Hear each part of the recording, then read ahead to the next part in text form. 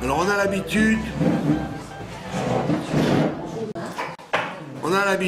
a pris l'habitude de faire les halachot, de faire des halachot qui sont, si possible, liés avec la paracha de la semaine. Donc c'est pas toujours qu'on peut trouver un lien direct. Et alors là, j'ai trouvé un lien que la paracha soulève. C'est la relation qu'il y a entre faire à manger, donner à manger et manger d'un non-juif. Nourriture qu'un non-juif a cuisinée. Bishul Norki. Pourquoi je parle de ça? Parce que Yitzhak Avinu, il demande à son fils de lui chasser et de lui amener des plats qu'il va chasser et cuisiner. Alors ce jour-là, c'était Pessah. C'était le soir de Pessah. C'était l'après-midi de Pessah. Donc il voulait manger 2 agneaux, enfin pas 2 agneaux, de cerfs, de petits chevreaux, plutôt, l'un qui représentait le Korban Pessah, et l'autre qui représentait le Korban Chagiga. Parce que quand il y a une fête, on doit manger un agneau, on doit manger de la viande en famille au Beth Amikdash. On ne doit pas manger comme on appelle ça, les gens qui mangent naturel, vous voyez, des légumes et des amandes. Non, on doit manger de la viande. La viande à la hache, avec du merlot. Et donc, il a demandé, donc à Pessah, il en faut 2. Il faut la viande de la fête, on appelle ça Chagiga, et la viande du Korban Pessah. Donc, à Pessah, on doit offrir 2 sortes de bêtes. Donc, s'il y a beaucoup de gens, on égorge beaucoup. Si on est une petite famille, on se contente d'un agneau de 100 kilos. Ça suffit pour une petite famille, d'accord? Un agneau de 100 kilos? Voilà, donc, il pèse 100 kilos, Yitzhak Avinu, non, ça pèse beaucoup moins. Yitzhak Avinu a demandé à Esav de lui apporter de sa chasse. D'accord? Donc évidemment, tous les commentateurs disent comment pouvait-il avoir confiance dans la shrita de son fils, qui s'en fichait, comme on dit vulgairement, comme de l'an 40 de la cacheroute. D'accord? Donc ça pose la question de ce qu'on appelle Bishul Goy, manger du Bishul. Est-ce qu'on a le droit de manger du Bishul d'un Goy? Puisque Esav, il se comportait en tout point comme un idolâtre. Donc, voilà pourquoi j'ai choisi ce sujet-là qui est devenu aujourd'hui très actuel, puisque tous les hôtels, tous les restaurants, et surtout aujourd'hui, tous les vieux, les gens d'un certain âge, et les gens qui sont un peu, incapables de vivre tout seuls, les enfants n'ont pas la force de s'occuper d'eux. Ils ne veulent pas les envoyer non plus dans des maisons de retraite, parce qu'ils ne veulent pas les enlever de leur atmosphère habituelle. Donc qu'est-ce qu'ils font? Comme ils ne peuvent pas eux-mêmes, puisqu'ils travaillent, ils ne peuvent pas toute la journée être occupés avec leurs parents, ils font venir des étrangers, d'accord? Alors que ce soit des noirs, des blancs, des verts, des rouges, toutes les couleurs que vous voulez, toutes les races que vous voulez, c'est en général des non-juifs. Ce sont des non-juifs qui s'occupent de ça. Et donc, vous vous retrouvez avec ce problème de cuisson non-juive dans une maison. Alors, d'où vient l'origine de l'interdiction de manger d'un plat cuisiné par un non-juif? Ça vient du une takana très tardive. C'est un décret très tardif de Shammai quand les Romains étaient en Israël. Donc vers la fin du deuxième temple, il y avait beaucoup de Romains, et donc il y avait des risques de mariage mixte énormes. Et donc, Shammai est venu, il a dit, on va faire une takana, qu'on ne peut pas manger d'un plat cuisiné par un non-juif, de peur qu'on en vienne à se marier avec sa fille. D'accord? Puisque je t'invite à manger avec moi, moi je viens manger chez toi, et donc on commence à boire l'apéritif, on dit les chaïm, et puis après on se propose les enfants entre eux. Donc c'était à cause de ça, de ce danger du mariage mixte, qui est provoqué par la relation de la table. Quand on est dans un bureau, au travail avec un non-juif, alors on n'a pas le temps tellement de se lier, mais quand on mange ensemble, donc on va commencer à créer des liens. Donc les Chachamim, sous la houlette de Shammai, a décrété, et tout le monde a suivi, qu'on ne devait plus manger d'une cuisson qui était faite par un non-juif, de peur qu'on en vienne à se marier marier les enfants. Maintenant, bon, donc comme c'est une takana des Rabbanan, c'est pas la Torah qui dit ça. Donc, il y a des limites. Quelle est la limite? C'est que, par exemple, si quelque chose peut se manger cru, si quelque chose de toute façon pourrait se manger cru, d'accord? Alors on n'est pas, on a l'autorisation de le manger si c'est un goy qui le fait. D'accord? Si ça pouvait se manger cru. D'accord? Donc, par exemple, une salade de fruits ou une salade fraîche, etc. Tout ce qui est mangeable cru, on peut le. Si un goy l'a fait, on peut le manger. Ou alors, si c'est quelque chose, deuxième condition, quelque chose qui ne pourrait pas aller sur la table d'un roi. Quelque chose qui ne serait pas suffisamment honorable pour être mangé sur la table d'un roi. Donc tout ce qui est vulgaire, quoi. C'est pour ça que quand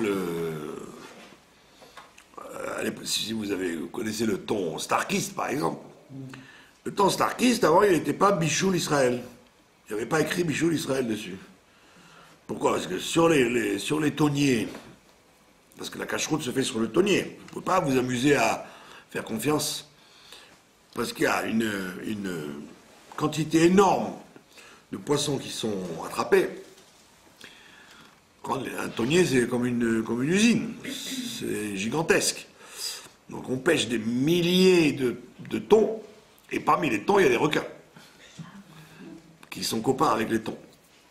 Ou alors des poissons qui ressemblent aux thons, et qui n'ont pas d'écailles et de nageoires. Donc ils sont pas cachers. Donc il faut que sur le bateau, il y ait le surveillant. Donc ils font rentrer les thons par milliers, et puis après ils les montent sur le pont, et après ils commencent à ouvrir le thon, et après ils sont quand il arrive au port, il est en boîte, ça y est. Donc il faut que les surveillants soient sur le pont, soient sur le bateau tout le voyage. Donc jusqu'à quelques années, on n'avait aucun problème, on mangeait du thon, des sardines, des maquereaux, des sprats, tous ces poissons vulgaires. On les mangeait parce qu'on estimait que ça ne monte pas sur un table d'un roi. Avisez-vous de recevoir le président Obama en lui disant: tiens, je t'ai ouvert une boîte de sardines pour le. Comme tu es venu, je t'ai ouvert une boîte de sardines. Ou des maquereaux au vinaigre. C'est pas très honorable. Donc, comme tous ces poissons-là étaient des poissons vulgaires, donc toutes les rabbanoutes du monde les autorisaient à partir du moment où on avait vérifié que le poisson était un poisson cachère et que l'huile était de l'huile cachère. C'est tout. On vérifiait deux choses, le poisson et l'huile. Maintenant, que ce soit que le goy ait mis ça dans la boîte ou pas, c'était complètement indifférent. Et donc le Rav Rubin et tous les rabbanim qui se sont occupés de cacheroute de ces poissons-là ne faisaient pas attention à Bichoul Goy. Mais est venu l'Aïda Haredite avec ces trucs à dormir debout, même à dormir assis et couché, qu'ils ont inventé un nouveau Shulchan Aruch où ils exigent des trucs qui n'ont jamais existé nulle part et jamais. Le Rav Lando et le Badat, ils inventent régulièrement des nouveaux trucs que même le Rambam, Rabbi Yosef Karo et Moshe Rabbeinu et même le bon Dieu n'ont jamais écrit dans la Torah. Mais eux qui sont plus dans la Torah que le bon Dieu, donc ils inventent des trucs. Donc depuis un certain temps, vous voyez, sur tous les trucs, les sardines, sur les plus vulgaires sprats que vous vouliez, il y a écrit Bichoul Israël. Alors on n'a jamais pensé qu'il y avait besoin d'un Bichoul Israël, puis c'est des trucs qui ne montraient pas sur la table d'un roi. D'accord? Otto Davar, le houmous. Il n'y a pas plus vulgaire que le houmous, c'est l'aliment du fellah égyptien, illettré, qui prend du houmous, du pois chiche, qui l'écrabouille et qui met ça dans une pita, et voilà son repas de midi. C'est rien de plus vulgaire que ça. C'est le felafel. Pourquoi on appelle ça felafel? C'est le fellah, c'est le repas du fellah. Fellah, c'est les paysans égyptiens. Donc, il n'y a rien de plus vulgaire que ça. C'est un truc qu'on n'oserait pas mettre sur la table d'un roi, des boules de falafel ou de houmous. Par contre, maintenant, qu'est-ce qui s'est passé? Le Rav Eliaou, il était un jour sur une table chez un Admour. Un Admour, et comme les Israéliens, chassidim ou pas, ils connaissent rien à la cuisine, ils ont servi du houmous sur la table du Admour. Ce qui est vraiment un manque de... Allez voir si le Rouginaire ou chez le Maguide de Mezrich, on aurait osé mettre du houmous. On mettait du saumon, ou des poissons de luxe, des trucs honorables. Donc il y avait par hasard du houmous. Et le Rav Eliaou, il a dit au Admour, il a dit, est-ce que c'était Bichoul Israël? Alors le Admour qui s'occupe pas de cuisine, il demande au secrétaire, il dit, c'est quoi ce houmous? Alors il dit, c'est cachère, méandrine, on ne sait pas d'où ça vient, c'est du houmous.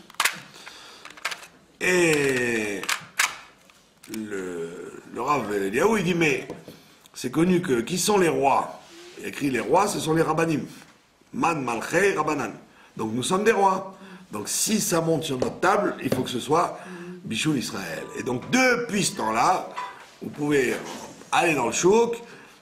Maintenant, tous les houmous, c'est écrit Bichoul Israël. Alors que c'est de la vulgaire, du vulgaire pois chiche écrabouillé. Avec beaucoup de margarine pour camoufler le... Donc, si vous voulez, on arrive à une exagération du système où même des trucs qui ne seraient jamais montés sur la table d'un roi deviennent table d'un roi. C'est vrai que les rois d'aujourd'hui, c'est pas les rois d'avant, mais quand même, quand vous regardez le menu à l'Élysée ou à la Maison Blanche, c'est quand même autre chose que houmous et falafel. Il n'y a que des trucs de luxe, c'est évident. Donc, on estime que tout ce qui ne monte pas sur la table d'un roi, on peut le manger fait par un goy. D'accord? Donc, par exemple, une omelette. Si un goy vous fait une omelette, vous pouvez manger une omelette, puisque il y en a qui disent que l'œuf, oui, l'œuf peut monter sur la table d'un roi, s'il est accommodé comme un roi. Mais en tant qu'omelette, ça ne se fait pas. Donc il y a toute une sorte comment on appelle ça, d'aliments. Et donc il y a des polémiques entre les siècles, etc. Qu'est-ce qui s'appelle table de roi et pas de roi, etc., etc. Donc maintenant, si un plat qui a été fait par un non-juif, donc, il faut, pour qu'il ne soit pas appelé plat non-juif, il faut qu'il y ait, d'après le Shulchan Aruch, il dit il faut non seulement que le juif allume le feu, non seulement qu'il allume le feu, mais qu'en plus qu'il participe à la cuisson, qu'il fasse quelque chose. Soit qu'il touille, soit qu'il mette la marmite, soit qu'il mette des ingrédients. Il faut qu'il y ait deux conditions pour que ça s'appelle bichoul non-juif. Bichoul juif. Non, alors que le Rama vient, le Rama en terre ashkénaze, donc en Pologne, il dit, le Rama, non, il suffit d'allumer le feu. Donc le Rama est beaucoup plus, comment dire, allégeant que le Shulchan Aruch. D'accord ? Et moi, je l'explique de façon historique par le fait que le Shulchan Aruch vivait en terre séfarade. D'accord ? Il a quitté l'Espagne. Il s'est sauvé après l'Inquisition. Après, il est parti en Italie, après en Grèce, après en Turquie. Il a fait donc le bassin méditerranéen et puis il s'est retrouvé ici à Tzfat. Rabbi Yosef Karo, il vivait en terre séfarade. Il n'a jamais été en terre ashkénaze. En terre séfarade, à cette époque-là, les relations avec les juifs et les goïs étaient très calmes. Donc, c'est normal qu'il était beaucoup plus rigoureux.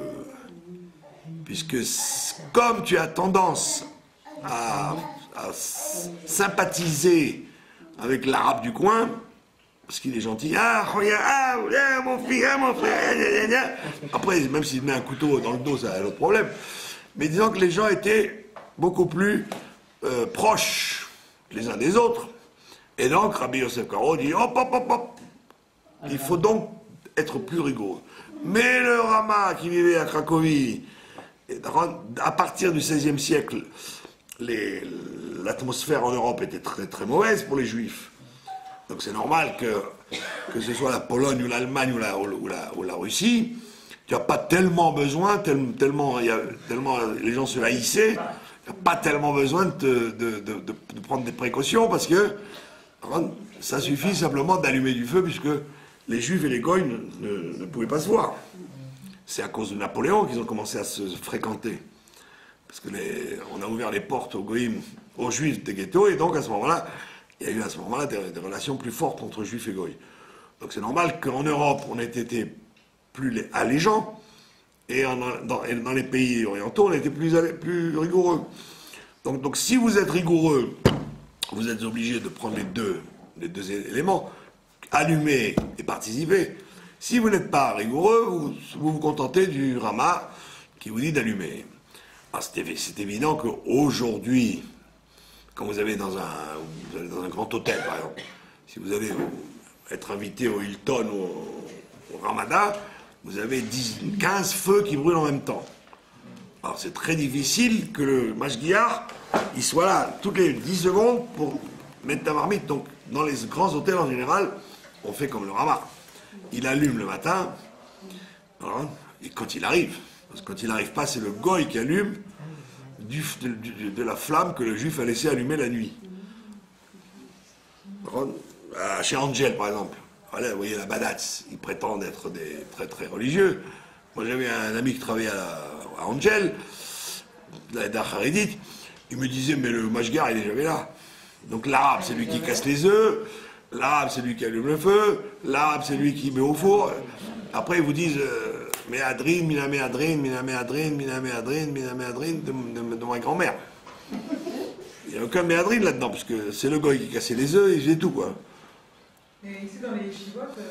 Donc Comment non. ils ont le droit de mettre ça, cet âge d'affaires alors? Mais parce que vous avez très bien compris que quand c'est la rabanoute qui fait la moindre erreur, on dit que c'est du cochon. Quand c'est la badatz qui fait la plus grosse erreur, quand ils vous vendent du cochon, ils vous disent non, c'est pas grave, c'est le badatz. C'est du cochon badatz. Alors, si vous voulez manger cachère, mangez dans une famille, vous êtes plus tranquille que dans la plus grande usine avec tous les tampons que vous voudrez.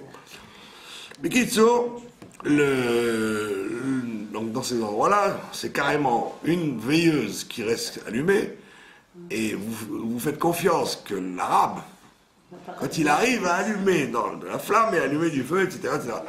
Donc, en règle générale, les choses sont beaucoup plus éloignées de la halakha que dans la réalité. Donc on vous dit, ça c'est dans la nourriture cuite, d'accord. Donc si vous mangez un steak ou après, il faut absolument que le juif ait participé à la cuisson, d'accord.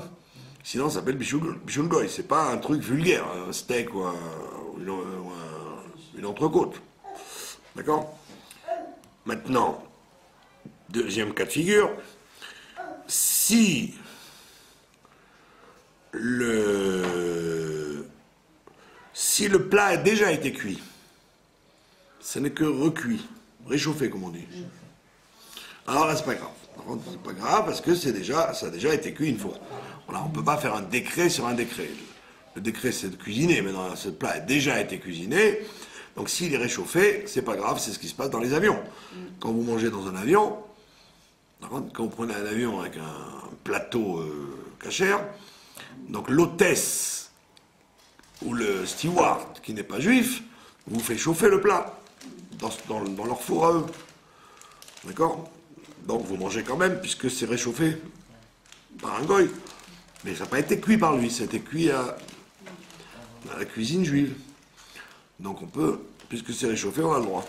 Également, vous avez remarqué ça, dans les avions, les gens boivent des cafés et des thés, qui sont chauffés par des goïms.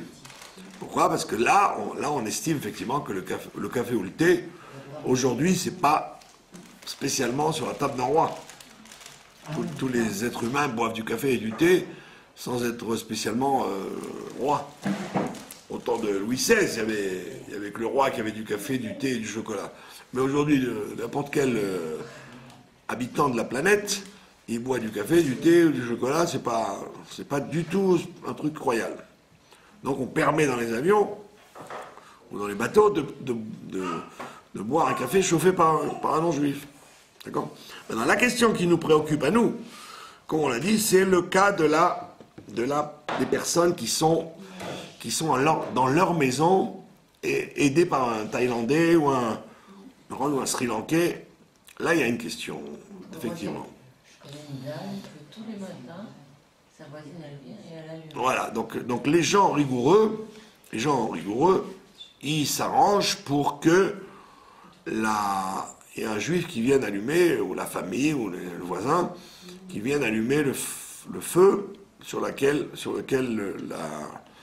le Sri Lankais et le Thaïlandais va cuire. D'accord? Donc effectivement, il faut vérifier une chose déjà, que le goy ne rentre pas des choses à lui dans la maison, qu'il ne travaille qu'avec ce que la famille a acheté. D'accord? Ça c'est le point de base, que les enfants vérifient qu'effectivement, dans les placards, etc., il n'y a pas des produits non cachers que la personne amènerait pour lui. Et qu'elle risquerait de cuisiner en cachette, etc., etc. Donc si vous avez pris cette précaution, il y a un magasin à Rehov Agrippas, il y a un magasin à Rehov Agrippas. Alors un jour je suis rentré, j'ai cherché du escapé, je ne sais pas ce que je cherchais. Je ne sais pas ce que je cherchais. Dès que je suis rentré, le monsieur me dit, il me fait... Non, il n'y a rien pour moi. Il m'a fait comprendre qu'il n'y avait rien pour moi. Alors j'ai dit, laisse-moi faire le tour.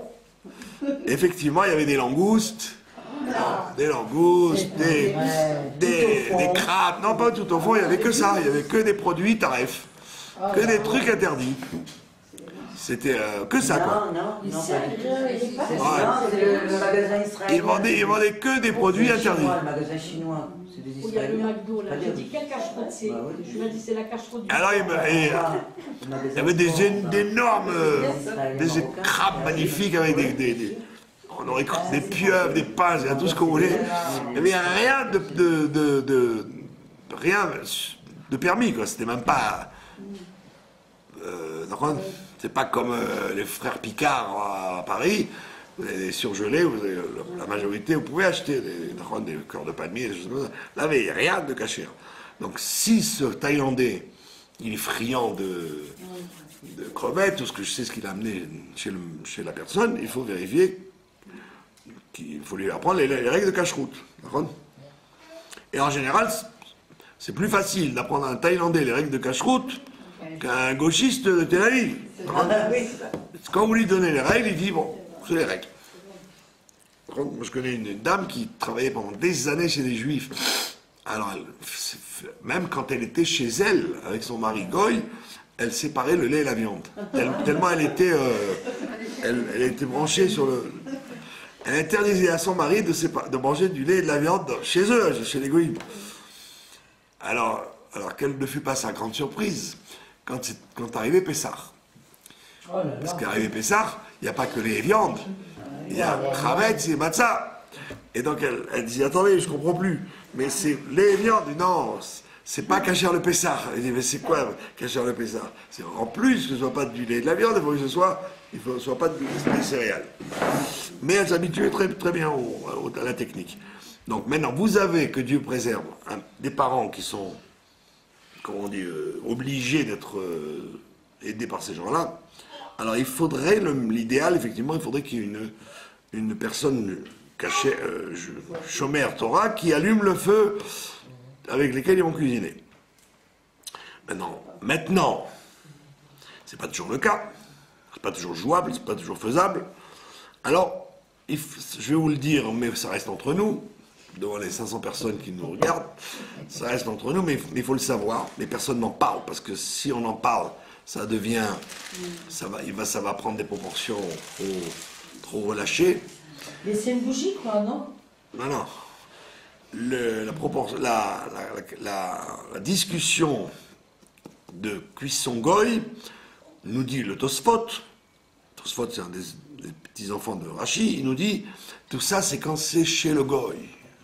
Quand c'est chez le goy, tu dois faire attention, parce que le mariage est plus probable quand tu vas chez le goy. Mais si c'est chez toi que ça se passe, tu peux être plus allégeant, puisqu'il est sur ton territoire à toi. Et donc si jamais par hasard, ou par malheur, ou par malchance, le goy a cuisiné quelque chose, en fait, tu peux le manger quand même, puisqu'il n'est pas chez lui, il est chez toi. Et donc c'est une grande permission. Et c'est sur ça que se basent la plupart du temps tous les cacherouillottes. Par contre, je vous donne un exemple. Vous allez dans un grand hôtel. Il y a quelqu'un qui était surveillant dans un grand hôtel. Et alors, lui, il venait à 8 heures. Il est censé venir à 8 heures du matin. Mais il s'est plaint à la rabbanoute qu'il y avait des touristes allemands ou suédois qui voyageaient, donc qui allaient faire des pèlerinages ou un tour à la mer Morte, et donc ils se levaient très tôt, et donc entre 6 et 8, la cuisine était déjà ouverte et les goy commençaient déjà à faire à manger. Et lui n'arrivait qu'à 8 heures. Donc il s'est plaint à la rabbanoute en disant c'est pas sérieux votre histoire, parce que tous les juifs qui vont prier très tôt ou qui veulent prendre un petit déjeuner avant de sortir avant 8 heures, ben, c'est des Arabes qui cuisinent. C'est un chef breton et des Arabes mitrons. Comment on dit mitron? Donc il n'y a que du goy dans la cuisine. Et le mashgiach arrive vers 8h, 8h30, 9h, tranquillos. Bonjour, c'est moi. Et il vient allumer. Et allumer quoi? Il y a déjà 100 omelettes et 50 toasts qui ont été déjà faits. Alors, lui qui était mashgiach, il m'a dit, je ne sais pas quoi faire. Rabbanout m'a dit oui, oui, oui, mais ils font rien. Alors je lui ai dit, je vais te raconter pourquoi ils font rien. Parce qu'en fait, cette histoire de bichoul juif, bichoul goy, c'est quand ils sont chez eux. Mais l'hôtel n'étant pas un hôtel goy, c'est un hôtel juif. Donc ils savent très bien que... Bon, enfin, ils ferment les yeux. Je ne sais pas que c'est pas bien ce qu'ils font, mais ils ferment les yeux puisque ils se basent sur ce Tosfot qui dit le risque de mariage ne pourra avoir lieu que dans la maison du goy et pas dans la maison du juif. Et donc la même cause, la même raison peut être donnée si jamais, qu'à Dieu ne plaise, vous avez un parent qui est obligé de vivre avec un étranger.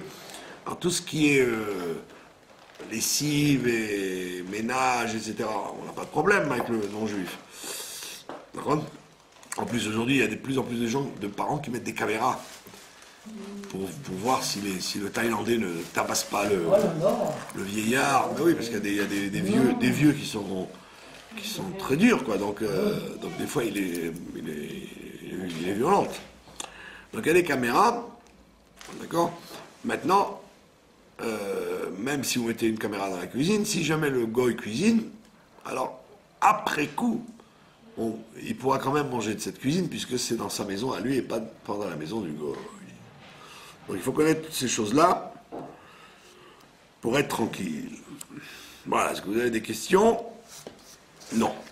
Très bien. Il y a un problème avec la vaisselle, donc on ne peut pas si c'est un goy, il a cuisiné quelque chose de cachère, mais non, il n'y a pas de problème, non? Mais il y en a qui disent qu'il faut faire attention à la vaisselle. Tout le monde n'est pas aussi rigoureux que ça.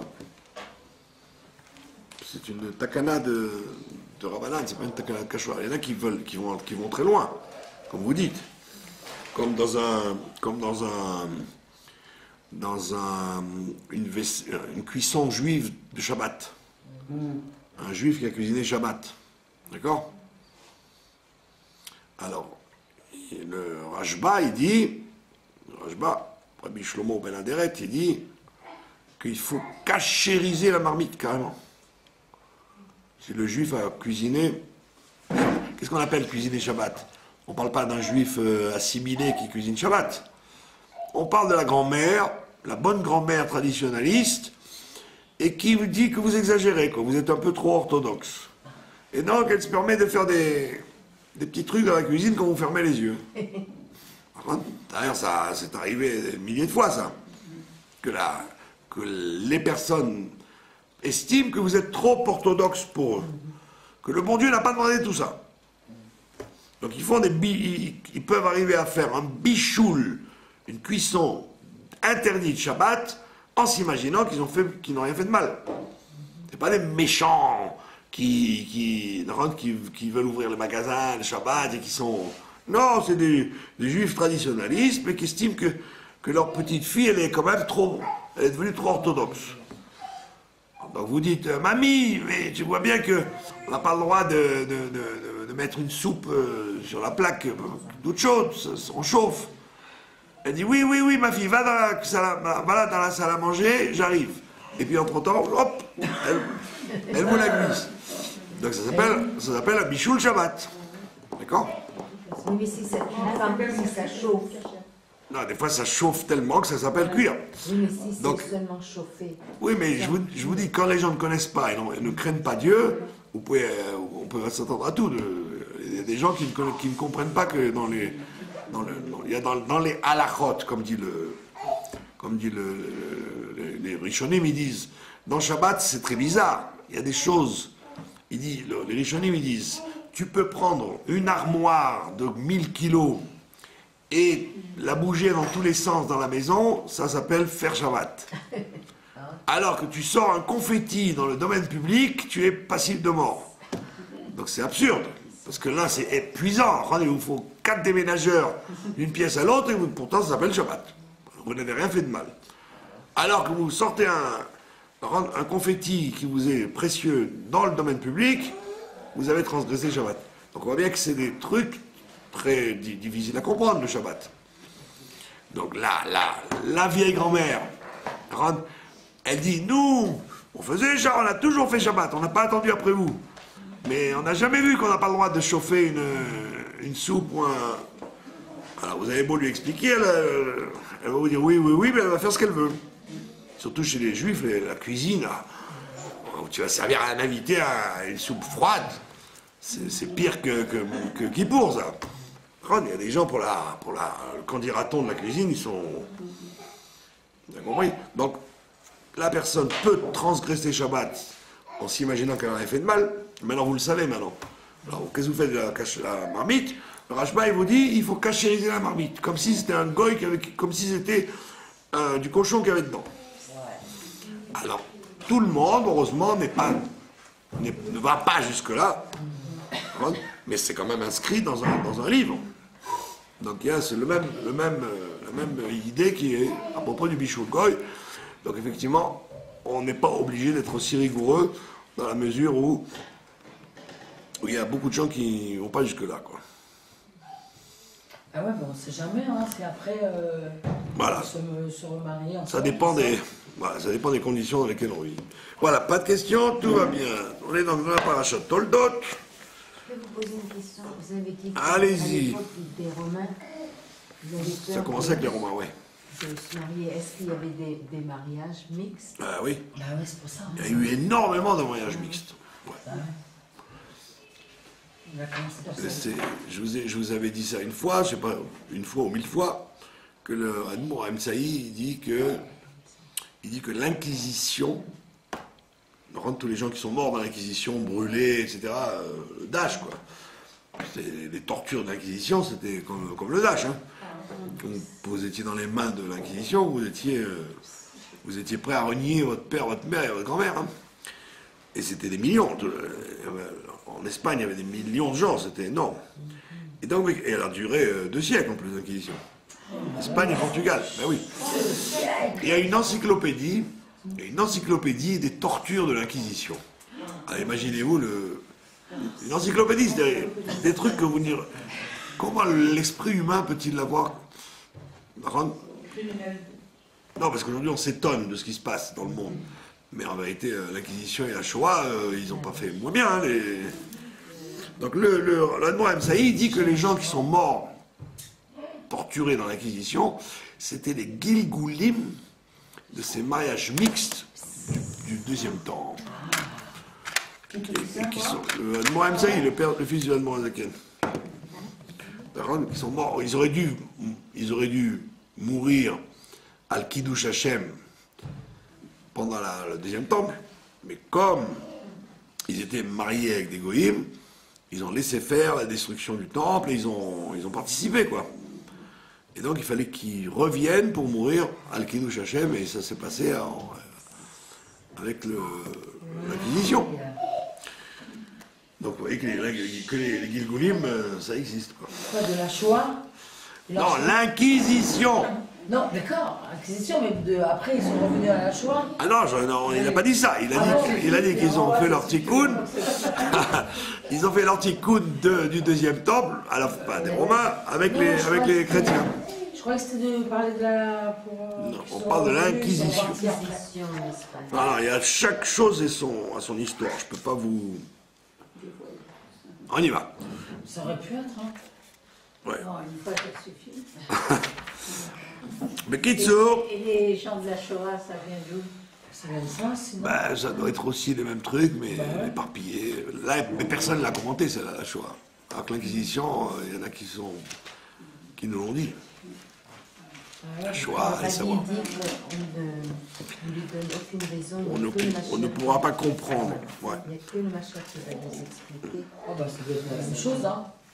Mais oui, mais c'est évident que c'est jamais fortuit. Voilà. Donc maintenant, qu'est-ce qui se passe? Il y a une histoire intéressante dans Toldot. C'est que Yitzhak est un homme extraordinaire. Rivka est une fille extraordinaire. Et donc on s'étonne, comment se fait-il qu'ils aient eu un enfant comme il faut, et un enfant pas du tout comme il faut. Pas seulement pas comme il faut, mais le pire qu'il puisse y avoir. D'accord? Comme je dis comme je dis des fois à des gens qui se plaignent de leurs enfants, qui disent ah, les enfants sont pas vraiment comme j'aurais voulu, etc. Je dis ben, imaginez-vous la pauvre Rivka et imaginez-vous le pauvre David Ameller avec des fils qui veulent le tuer, qui le poursuivent pour le tuer. C'est quand même plus inquiétant que vos enfants qui vont au cinéma en cachette. D'accord? Donc, on pose la question, comment se fait-il que Rivka et Yitzhak, qui étaient des gens saints, une grande sainteté tous les deux, comment se fait-il qu'ils aient eu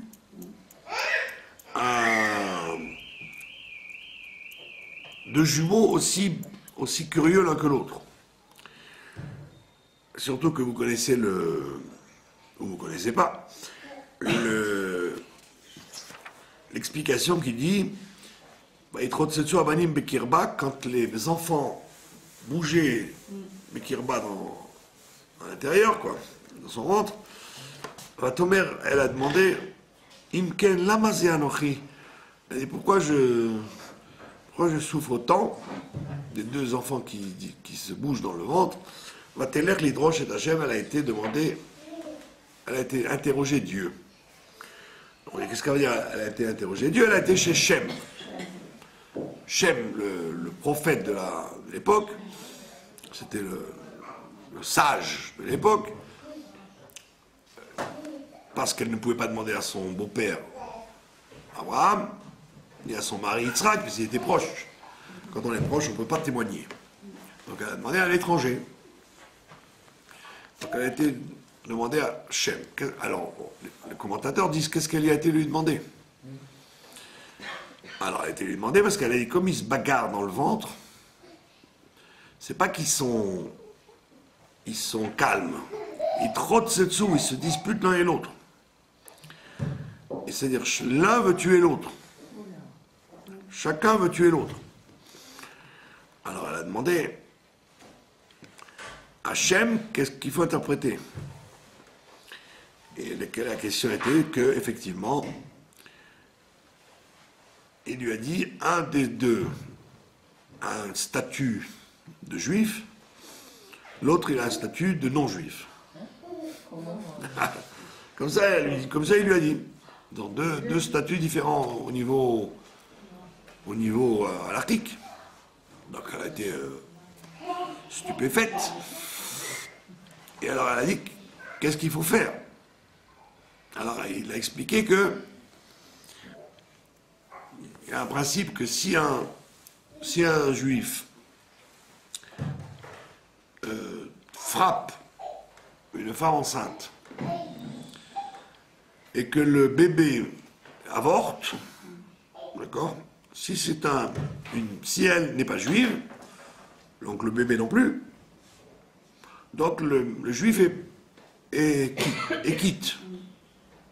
Il est quitte d'avoir fait tuer un avorton, un fœtus non juif. Alors que si c'est un goy qui frapperait un juif ou un goy, enfin une femme, et que le fœtus mourrait, le goy il est passible de mort. Comme s'il avait tué un être vivant, un être sorti. C'est-à-dire que le juif, lui, n'est passible que si c'est un être qui est dehors, alors que le goy, il est passible même si c'est un être qui est encore dedans. D'accord? Et donc la question se posait à l'intérieur du ventre. Si vous dites que Yaakov est juif, donc lui, s'il tue Esav dans le ventre de sa mère, parce que l'un et l'autre ne peuvent pas vivre ensemble, donc l'un voulait tuer l'autre. Alors il dit, si c'est Yaakov qui veut tuer Esav à l'intérieur, il sera quitte, puisque c'est un juif qui aura tué un avorton goy. Mais par contre, si c'est ton autre fils qui veut tuer Yaakov, lui, il est passible de mort parce qu'il est indigne de goy. Donc elle était dans tous ses états. Elle s'est dit, donc qu'est-ce qu'il faut que je fasse? je les laisse s'entretuer. Je les laisse s'entretuer ou je les... Alors il a dit, t'inquiète pas, tu as deux... Laisse-les pour l'instant, ils vont pas s'entretuer, ça va pas se finir comme ça. Et il y a deux nations qui vont sortir de là. Donc elle a été réconfortée dans le sens qu'elle n'a pas eu besoin d'en tuer un des deux. Mais elle a été inquiète, parce qu'elle s'est dit, oulala, si déjà dans le ventre, ils s'entretuent, qu'est-ce que ça va donner? Après, effectivement, depuis leur conception jusqu'à leur mort, ils n'ont jamais été en paix, quoi. D'accord? Frères jumeaux. D'ailleurs, l'histoire des Romains venaient de Esav. Ils ont dans leur mythologie la même histoire, Romulus et Rémus. Ils ont inventé la même histoire que Jacob et Esav. C'est-à-dire que même ils avaient cette tradition de venir de frères jumeaux. Romulus, qui a fondé Rome, et Rémus. Pekitso, c'est donc une grande question. Comment se fait-il que Rivka et Yitzhak aient pu avoir deux enfants aussi contradictoires, alors que Yaakov, tous ses enfants vont être bien. D'accord? Alors, si vous avez fait attention, il y a une chose bizarre dans l'aventure de Eliezer, la semaine dernière. Vous avez entendu parler de Aaron HaKohen, d'accord? Aaron HaKohen, il dit, Aaron HaKohen, il a écrit là-bas que Aaron HaKohen, il s'est marié avec Elisheva, d'accord? Elisheva, Achot Narshon ben Aminadav. Elisheva, la sœur de Narshon ben Aminadav. Alors évidemment, le Midrash demande pourquoi on a besoin de nous dire qu'elle était la sœur de Narshon ben Aminadav. Alors il dit parce que Narshon ben Aminadav, c'est lui qui va traverser la mer Rouge, qui va ouvrir la mer Rouge. Donc c'était un homme extraordinaire. Donc elle était sa sœur. Et le Midrash nous dit, quand tu te maries, quand quelqu'un se marie, il doit faire attention, pas seulement à la femme qu'il épouse, mais aux frères de la femme, parce que la plupart des enfants vont ressembler aux frères. Donc, tu dois faire attention aux beaux-frères, enfin aux tontons, disons. Et donc, c'est pour ça qu'Aaron a fait attention à Narshon en disant, ah, si ma femme, si mes enfants ressemblent à Narshon, c'est bon. Effectivement, il y a eu des enfants, Nadav, Avihu, Hazar, Itamar, ok. Maintenant, moi, je suis un lecteur, tout bête, et je dis, bravo, Rachid, tu m'as dit ça sur Aaron. Mais pourquoi tu m'as pas dit ça avec Eliezer? Quand Eliezer arrive là-bas, il voit Rivka, extraordinaire, elle est belle, elle est intelligente, ça déquête, elle est gentille, elle a toutes les qualités, cette petite fille. Mais il y a son frère qui se rapplique. Son frère Lavan qui se rapplique. Et on nous dit qu'il s'est rappliqué parce qu'il y avait de l'argent, il y avait de l'or, ça sentait la richesse. Et donc il aurait dû dire à Eliezer, à Abraham, écoute, à premier abord, j'étais très très positif, très partant. J'ai vu Rivka, c'est exactement ce que tu cherches. Mais il y a un bug, il y a un hic. J'ai vu le frère. Or, les frères, tu sais très bien que, en fonction, il faut regarder le frère pour se marier, parce que tu vas voir que les enfants vont ressembler aux frères. On voit qu'il n'y a pas ça là-bas. Et si elle a 4 frères avec des sœurs? D'accord? Donc alors vous aurez dit, alors c'est une question. Pourquoi Abraham a accepté? Pourquoi Eliezer a dit tout est bon? D'accord? Surtout qu'on voit bien qu'Yaakov, il va déguster avec Lavan. Donc on voit bien il était sous tout rapport négatif, ce monsieur. Alors en fait, la réponse, elle est comme ça. Et vous allez voir ça. La Torah nous raconte que elle nous dit Rivka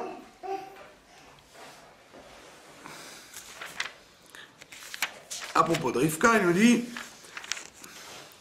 où le Rivka Ach, et Rivka avait un frère, Ushmo Lavan, et son nom c'était Lavan. Vayarotz Lavan el Aish Achutza, il a couru vers l'homme à la fontaine là-bas, au puits.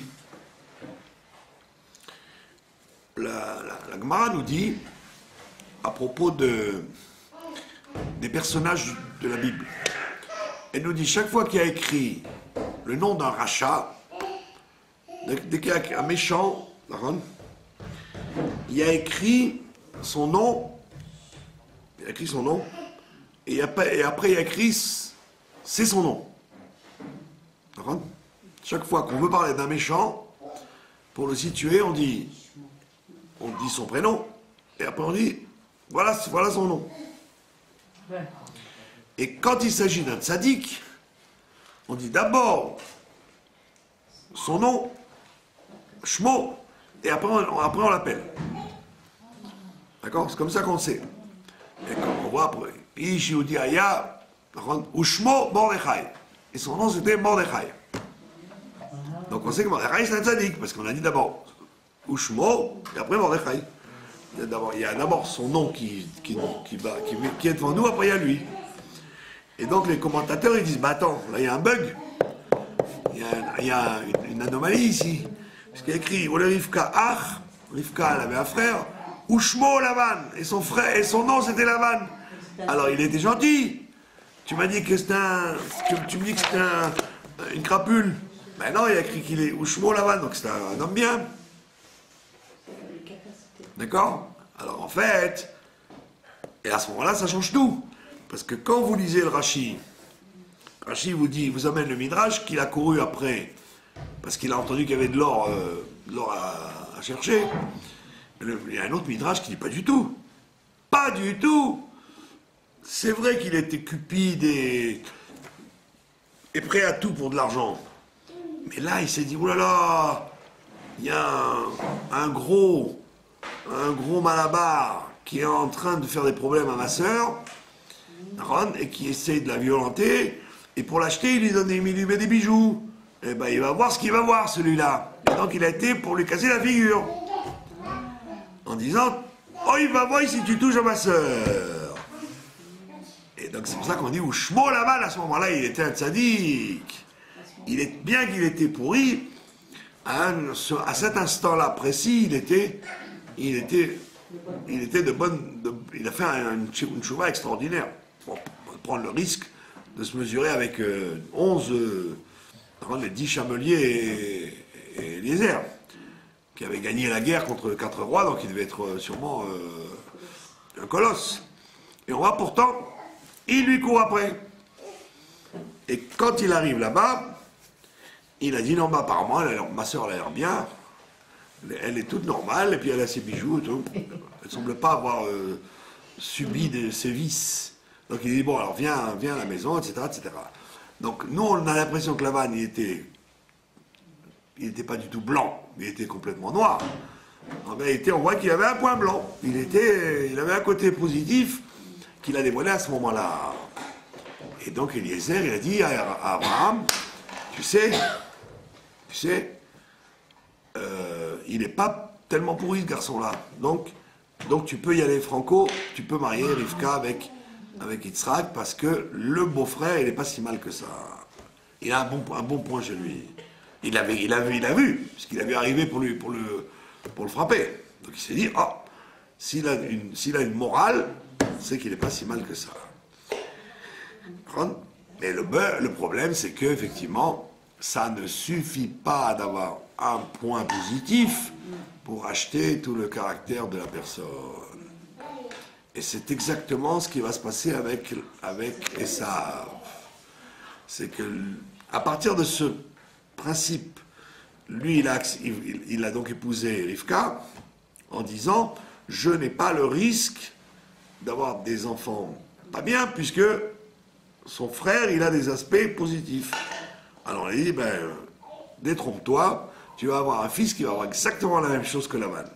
C'est-à-dire qu'il va être entièrement négatif, sauf sur une chose, le respect de son père. Le kiboud avahem de Esav, personne ne le dépassera. Mais ça ne rattrape pas le reste. Ça veut dire qu'il y a... on voit que dans la psychologie humaine, il faut voir deux choses. Est-ce que quelqu'un est bien, mais il a des défauts? Ou est-ce que quelqu'un est pourri et il a des bons points? C'est ça la question. Vous avez compris? Est-ce que c'est... Quel est l'essentiel et le détail qui en vérité ne va pas changer l'essentiel? Ou est-ce que c'est le détail qui va ah, c'est avec une chose que vous allez dire il est comme ça, ou alors cette chose-là n'est que exceptionnelle chez lui? Vous voyez, comme il dit le Baal Shem Tov, à propos des Pirkei Avot, il dit qu'il faut juger Kol Adam le Kav Zchut. Il faut juger Kol Adam le Kav Zchut. Alors on dit c'est pas hébreu ça. J'aurais dû dire il faut juger Kol Adam, chacun le Kav Zchut, mais pas Kol Ha-Adam. Kol Ha-Adam le Kav Zchut, c'est pas de l'hébreu ça. Donc, si tu m'avais dit Kol Adam le Kav Zchut, j'aurais dit il faut juger chacun du bon côté. Là j'ai dit il faut juger Kol Ha-Adam, tout l'homme le Kav Zchut. Alors le Baal Shem Tov il a dit parce que c'est quand tu juges quelqu'un, il faut juger Kol Ha-Adam. Il faut le voir entièrement, pas voir qu'un détail de lui. Voir entièrement. Quand tu vas à l'ensemble, tu vas trouver toujours des bons points, et donc tu vas dire ah le Kav Zchut, il est certainement d'accord. Mais ça c'est valable quand tu veux juger quelqu'un dans la vie. Mais quand tu veux te marier avec sa sœur, tu dois savoir à qui tu as affaire. Si c'est un méchant qui a des bons côtés, ou si c'est un gentil qui a quelques défauts. C'est ça toute la différence. Et donc c'était ça la ressemblance avec Esav et Lavan, c'est qu'en fait, Yitzhak, étant donné que c'était son zivoug, il a été obligé de se marier avec elle, mais il savait très bien, lui et elle, qu'il aurait un des enfants, comme elle était, et comme son frère était. Donc c'est pour ça qu'ils ont eu automatiquement moitié-moitié, réti-réti. C'est pour ça que Ah bon, oui, d'accord. Eh oui. C'est pour ça que la corruption de Esav, il a reçu en vérité de la généalogie de sa mère. C'est pour ça que la Gemara te dit, quand tu veux te marier, il faut voir dans les familles dans lesquelles tu vas rentrer, quelles sont, pas qu'est-ce qu'ils font extérieurement. S'il est docteur, rave, professeur de gymnastique, non, quel est le caractère de la famille? S'ils sont bien élevés, s'ils sont orgueilleux, s'ils sont... dans les familles, il y a des caractéristiques familiales qui n'ont rien à voir avec ou la profession ou l'idéologie. Qui peuvent être de gauche, de droite, religieux, pas religieux, ashkénaze, séfarade ou israélien ou européen. Ça, c'est du truc de curriculum vitae, ça. Mais est-ce qu'ils sont orgueilleux ou humbles? Est-ce qu'ils sont des gens à histoire ou des gens de paix? Est-ce que c'est des gens qui cherchent la vérité ou des gens qui sont toujours à mentir? Il y a des points de caractère. C'est ça qu'il faut regarder quand tu vas te lier avec une famille. Donc lui, étant donné que c'était son vassal, il était obligé de se marier avec elle. Parce qu'elle était vraiment très bien. Mais il s'exposait Elle ne pouvait pas génétiquement intervenir à ce point-là et effectivement, c'est l'espoir de Yitzhak, c'est qu'il s'est dit, malgré tout, puisqu'elle est bonne, même Esav, il va aussi changer et se transformer. Et elle, qui était sa mère, et elle savait qu'elle avait une relation très spéciale avec lui, elle a dit à son mari, l'autre oui, parce qu'il vient de toi, mais pas Esav, parce qu'il vient de chez moi, de mon côté à moi.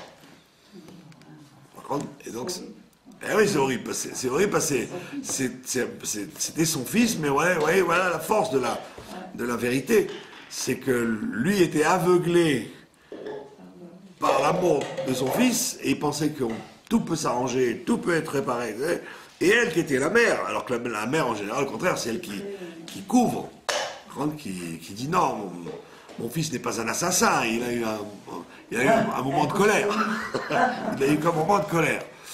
Mon fils n'est pas trafiquant de drogue, il a besoin d'argent.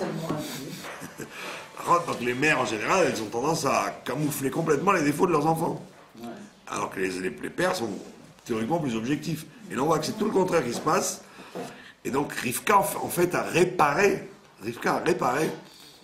ce défaut qu'elle avait dans sa famille en disant à son mari, ne lui donne pas la bracha, sois gentil.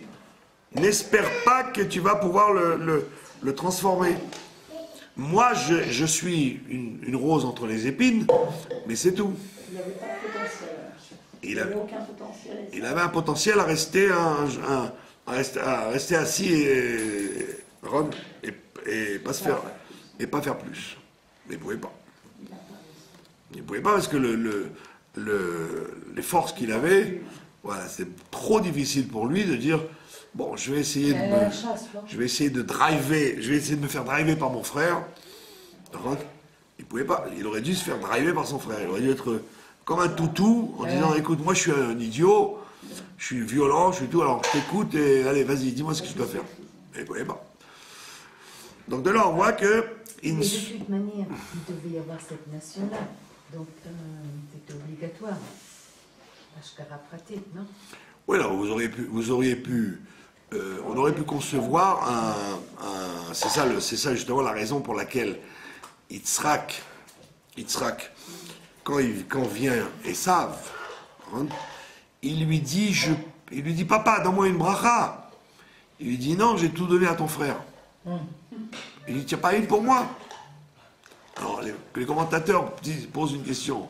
S'ils croyaient que Yaakov c'était Esav et qu'Esav c'était Yaakov, ça veut dire qu'il ne voulait rien donner à Yaakov. Rien du tout, il ne voulait rien donner à Yaakov. Et donc il a tout donné à l'un et à l'autre. Il n'a rien donné à l'autre. C'est pas logique. Il aurait dû, comme Yaakov lui-même, va bénir chaque enfant d'après ce qu'il est. Pourquoi il n'a pas dit, bon, lui, je lui fais ça, et le deuxième, je lui ferai autre chose. Non, il a tout donné à l'autre. Parce que justement, il estimait, Yitzhak, qu'un des deux frères pouvait englober les deux. Donc ça servait à rien d'avoir deux personnes. Il suffisait que l'un remplisse les deux rôles. Donc maintenant il dit à Yaakov, ben voilà, tu vas être obligé de remplir le rôle de Yaakov et de Esav. Tu dois être en même temps Yaakov et en même temps être Esav. Et donc il dit à Esav, ben j'ai plus rien pour toi, puisque j'ai tout donné à l'autre.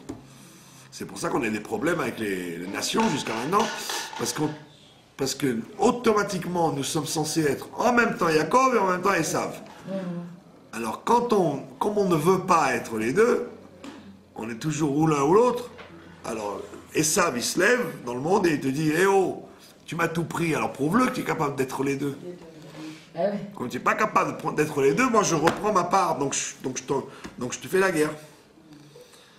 C'est ça la problématique de la galoute jusqu'à maintenant. C'est-à-dire que nous, comme nous sommes censés être en même temps nous-mêmes et les autres, alors on se fait manger par les autres quand on n'est pas nous-mêmes. Vous voyez, là, pourquoi on a la galoute Ishmaël? Ishmaël, ça veut dire, c'est le seul qui a eu le droit à ça, de s'appeler Ishmaël. Dieu l'écoutera. Pourquoi ils sont forts aujourd'hui, Ishmaël? À côté, là, j'ai visité encore ici la maison d'à côté.